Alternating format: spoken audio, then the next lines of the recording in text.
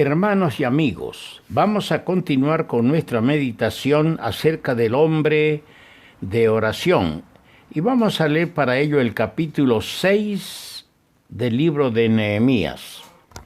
Nehemías, el capítulo 6, y leamos los primeros 15 versículos. Dice así: Cuando oyeron Sanballat y Tobías y Gesén el árabe y los demás de nuestros enemigos que yo había edificado el muro y que no quedaba en él portillo, aunque hasta aquel tiempo no había puesto las hojas en las puertas, Sanballat y Gesén enviaron a decirme: ven y reunámonos en alguna de las aldeas en el campo de Ono.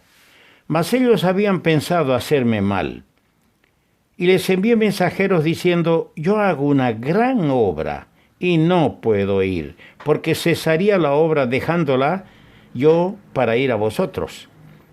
Y enviaron a mí con el mismo asunto hasta 4 veces, y yo les respondí de la misma manera.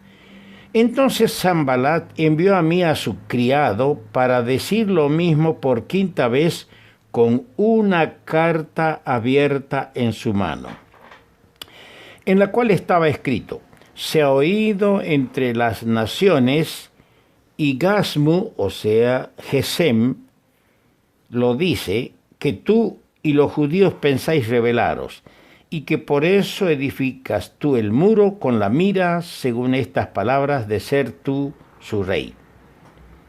Y que has puesto profetas que proclamen acerca de ti en Jerusalén, diciendo: hay rey en Judá. Y ahora serán oídas del rey las tales palabras. Ven por tanto y consultemos juntos. Entonces envié yo a decirle: no hay tal cosa como dices, sino que de tu corazón tú lo inventas.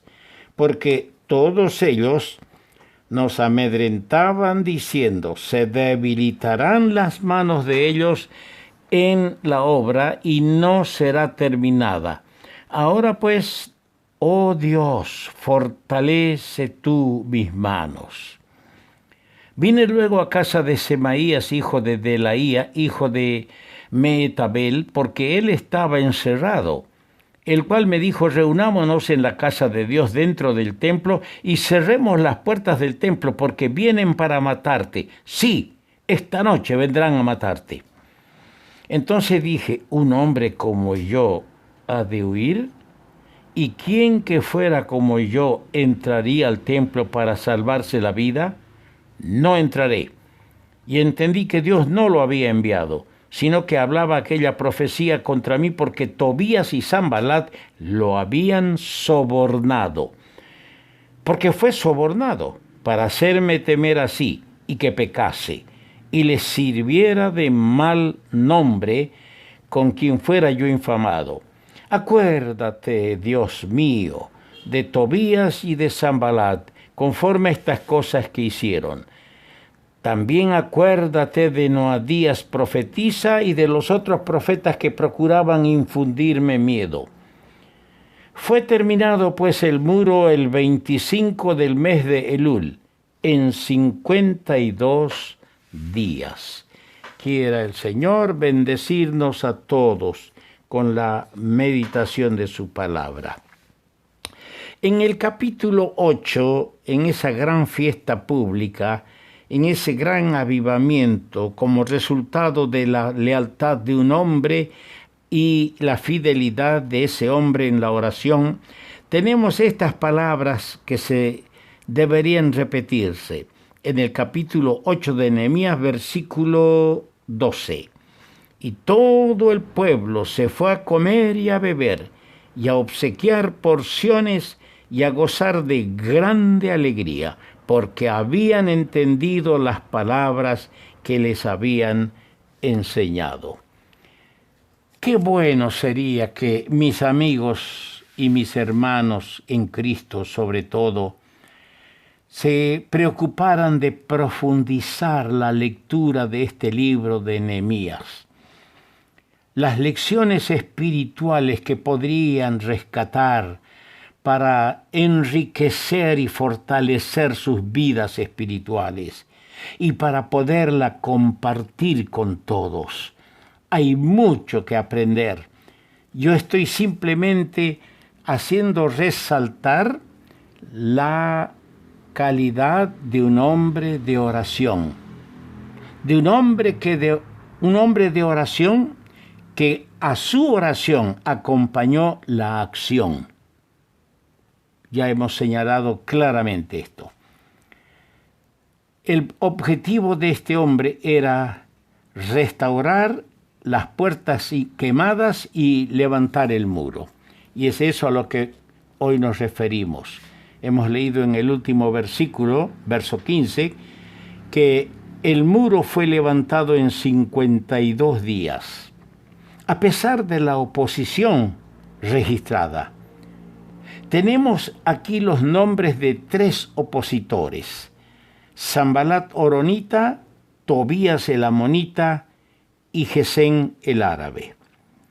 Estos 3 personajes se prestan para un estudio que nos va a dar como resultado y va a arrojar abundante enseñanza para la vida espiritual de cada uno de nosotros, ya que Sanbalat Horonita es una figura del diablo. La palabra Orón viene del abismo, y sabemos quién viene del abismo. Sanbalat, figura del diablo. Tobías es una figura del mundo. Y Gesén el árabe es una figura de la carne, de nuestra propia naturaleza. Los ancestros de estos personajes usted lo encuentra en Génesis, el capítulo 16. Allí están sus ancestros, los orígenes de estos personajes, en el capítulo 16 de Génesis y el capítulo 19 de Génesis, versos 30 al 38.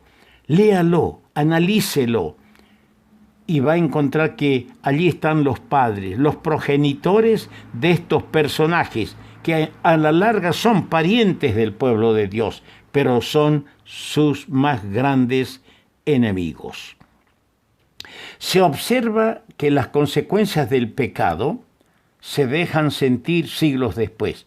Mire, el pecado de Génesis 16, donde nace de una manera irregular el hijo de Agar, Ismael, en él tenemos a los árabes. ¿Cómo se siente ahora las consecuencias de un pecado así? Y así es todo pecado en la vida de los seres humanos. Tarde o temprano se paga la factura. Salen a relucir las consecuencias de un pecado, aunque haya sido confesado. El Señor lo perdona, lo olvida, pero tiene sus consecuencias. Tiene sus consecuencias que a veces obliga a la ley a hacer su parte y cumplir drásticamente con el culpable de ese pecado. Esto es muy solemne. Por eso les digo, estudien la palabra y van a hallar lecciones bastante fuertes, bastante profundas, y para el alma redimida será de gran provecho. El muro nos habla de separación y también de protección. El creyente debe entender que él tiene que vivir separado de todo aquello que no es de Dios. No vamos a vivir aquí como seres raros que no comparten, no. Solo tenemos que entender que hay cosas de las cuales tenemos que apartarnos, y la palabra de Dios nos raya la cancha, hasta donde nosotros podemos estar y compartir. En sentido espiritual tenemos hoy día, por ejemplo, a los que no desean que los creyentes sean guardados y protegidos por el muro que Dios ha levantado para la seguridad y para la bendición espiritual de ellos. Se trata de hacer de la asamblea un club placentero, que no delimita los límites hasta donde el creyente tiene que estar. Han convertido al club en algo, un lugar de exquisita diversión para la naturaleza carnal del creyente. Tenemos que cuidar esto, hermanos. No es cuestión de lealtad al club, porque algunos dicen mi iglesia, a mi iglesia, mi iglesia, en mi iglesia. No hay lealtad al Señor, sino a la iglesia, y la iglesia está corrompida. Tengamos cuidado en esto. Levantado el muro, hubo luego un avivamiento espiritual. ¡Qué avivamiento! Y eso está en el capítulo 8.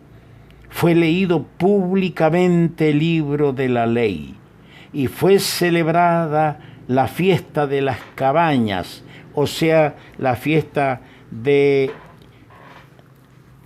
que daba la obligación, esta fiesta de las cabañas, de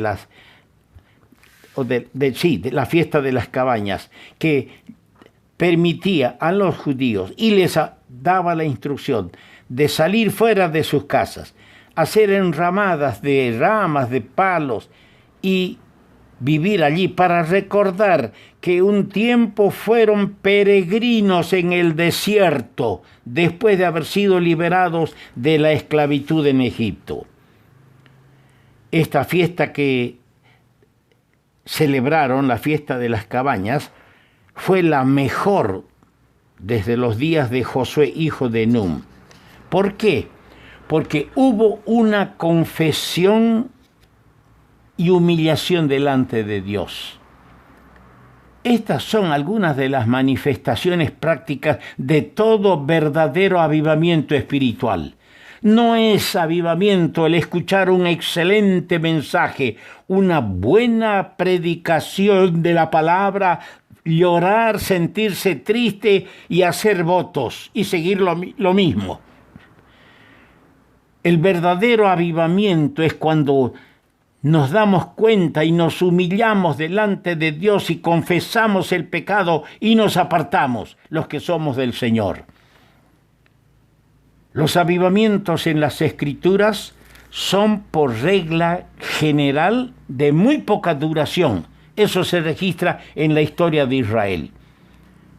Esos avivamientos que se registran son de muy poca duración. Y esto habla muy poco a favor de los que son favorecidos con las bendiciones de Dios. En primer lugar, tenemos que decir que es preciso notar que un avivamiento es siempre anormal. Alguien dirá, ¿pero qué le pasa? ¿Por qué un avivamiento es anormal? Porque lo normal sería que nunca hubiese necesidad de un avivamiento, nunca hubiese necesidad de un acontecimiento tal. Pero lo triste es que cuando se produce un avivamiento, no tarda en aparecer los síntomas inequívocos de un apartamiento, de un retroceso, de una declensión moral y espiritual. Ojalá nunca hubiera necesidad de avivamientos en nuestra congregación, en mi vida, en tu vida. El vivir aferrado al Señor, el vivir en sujeción a sus mandamientos, el vivir disfrutando de la guía y la dirección del Espíritu Santo no dará lugar a enfriamientos, a deslizamientos, a alejamientos del Señor y de su palabra. No habrá lugar. Porque cuando hay esta declinación espiritual, entonces el avivamiento es necesario. Hermanos, es necesario orar siempre y no desmayar. Y el único remedio eficaz para evitar el desmayo espiritual y poder proseguir adelante hasta el fin Ese remedio eficaz lo hallamos en Hebreos capítulo 12, los versículos 1 al 3, y lo leo. Por tanto, nosotros también, teniendo en derredor nuestro tan grande nube de testigos, son los héroes de la fe, las heroínas de la fe mencionados en el capítulo 11, héroes y heroínas que en medio de grandes luchas, en medio de grandes oposiciones, en medio de tanto lidiar contra los enemigos, fueron fieles a Dios, lograron grandes victorias espirituales para ellos mismos y para el pueblo de Dios.